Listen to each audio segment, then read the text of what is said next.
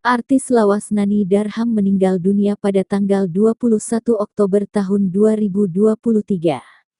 Dirinya dinyatakan meninggal dunia usai melakukan operasi sedot lemak di salah satu klinik yang ada di Jakarta Selatan. Padahal, Nani Darham baru saja melahirkan anak keduanya 2 bulan lalu.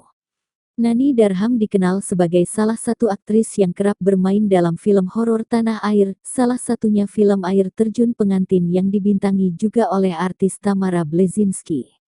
Tak terlalu sering muncul di layar kaca, pada tahun 2017 Nani Darham menikah dengan pria bernama James. Sejak menikah, Nani pun memutuskan untuk vakum dari dunia hiburan dan fokus mengurus keluarganya. Dari pernikahan itu, Nani dan James dikaruniai 2 orang buah hati. Namun baru saja Nani melahirkan malaikat kecil di tengah keluarganya, ia harus kehilangan nyawa akibat operasi sedot lemak. Saudara Nani Darham, Indri Darham, merasakan duka mendalam atas kepergian artis lawas ini.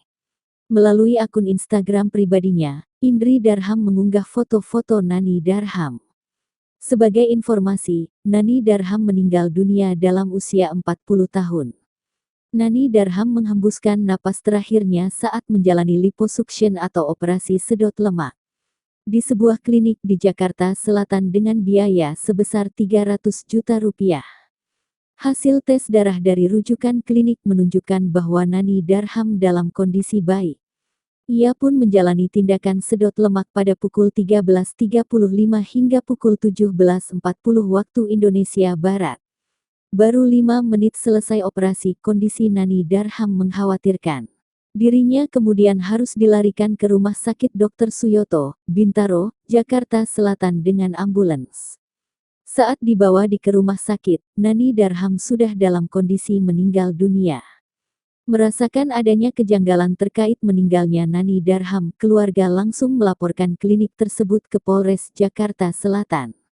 Keluarga melaporkan klinik tersebut atas dugaan malpraktik.